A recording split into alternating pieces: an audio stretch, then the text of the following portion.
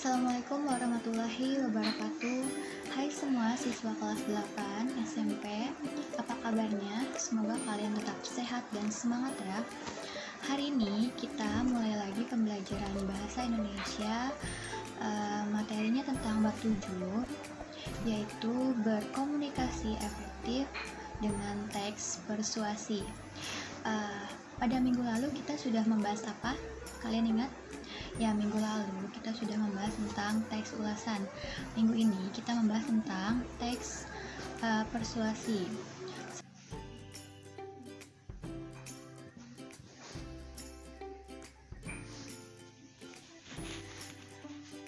Materi teks persuasi bisa kalian temukan pada LKS semester 2 halaman 16. Di sini ada 2 KD. Yang pertama 3.13 mengidentifikasi jenis saran, ajakan, dan pertimbangan tentang berbagai hal positif atas permasalahan aktual dari teks persuasi yang didengar atau dibaca.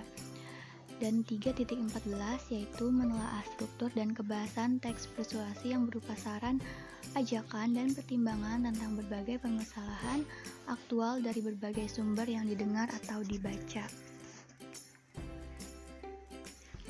Tujuan pembelajaran. Kalian itu dapat menentukan ajakan dalam teks persuasi, menyimpulkan isi teks persuasi, menelaah struktur dan kaidah kebahasan teks persuasi, serta menulis teks persuasi. Nih, pasti kalian pernah kan terbujuk atau membujuk seseorang untuk melakukan sesuatu. Itu artinya kalian sudah cukup akrab dengan hal-hal yang berbau persuasif. Itu berarti juga teks persuasi bukanlah hal yang asing bagi kehidupan kalian. Oke? Jadi apa sih teks persuasi itu? Teks persuasi adalah teks yang berisi imbauan, ajakan atau saran agar orang lain mengikuti apa yang diinginkan oleh penulis. Tujuannya untuk merayu, membujuk, meyakinkan, atau mempengaruhi orang lain agar mengikuti sesuatu yang tertulis dalam teks tersebut. Ciri-ciri teks persuasi ada 4. Pertama, terdapat argumen yang disertai dengan fakta dan data. Jadi argumennya bukan hanya sekedar pendapat atau ungkapan saja, tapi disertai dengan fakta-fakta dan data-data yang ada. Kemudian yang kedua, berisi kata ajakan seperti ayo, mari, lakukanlah, dan lain sebagainya. Kemudian yang ketiga, berusaha meyakinkan orang lain. Jadi persuasi itu berusaha meyakinkan orang lain. Oke. Dan yang keempat, berisi bujukan atau imbauan. Misalnya, contohnya nih, ayo budayakan hidup sehat. Itu contoh dari teks persuasi secara singkat. Selanjutnya ada struktur teks persuasi.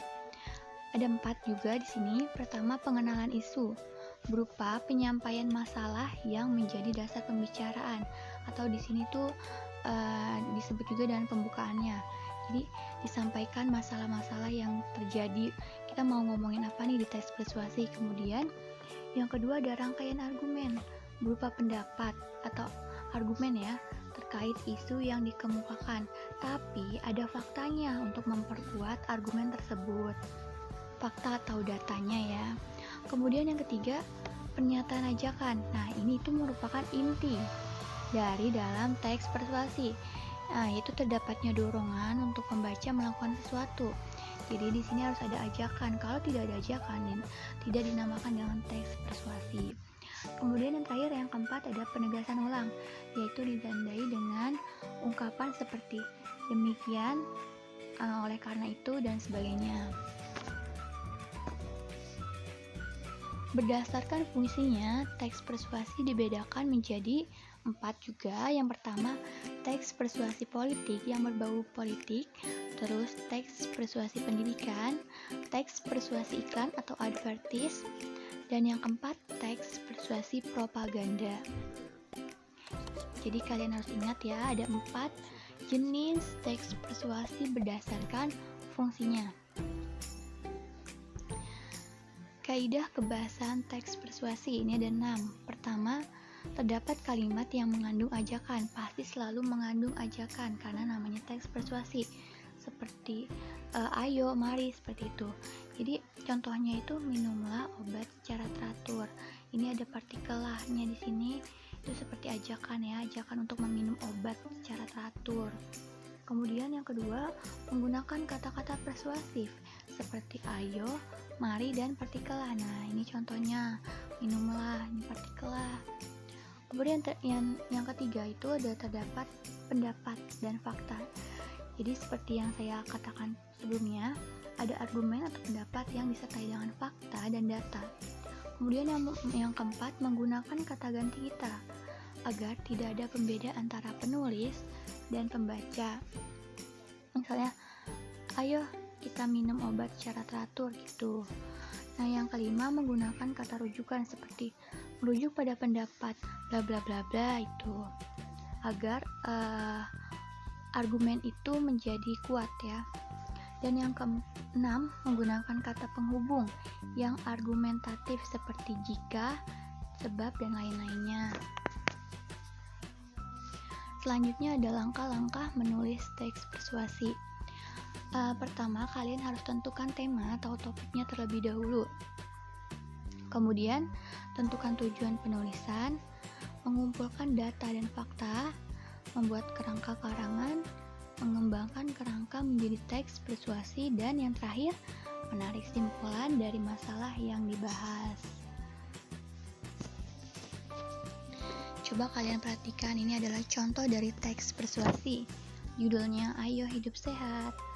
Kondisi fisik manusia bergantung pada hal yang dilakukan oleh manusia itu sendiri. Nah, coba kalian perhatikan, dari contoh ini, yang manakah teks persuasinya? Yang mana ya? Coba kalian bisa kan mencarinya sendiri. Oke. Jika kalian ada yang kurang jelas, silakan kalian bertanya. Dan itulah materi yang harus kalian pahami pada hari ini. Semoga bermanfaat untuk kalian semua. Tetap patuhi protokol kesehatan dan lakukan 3M ya.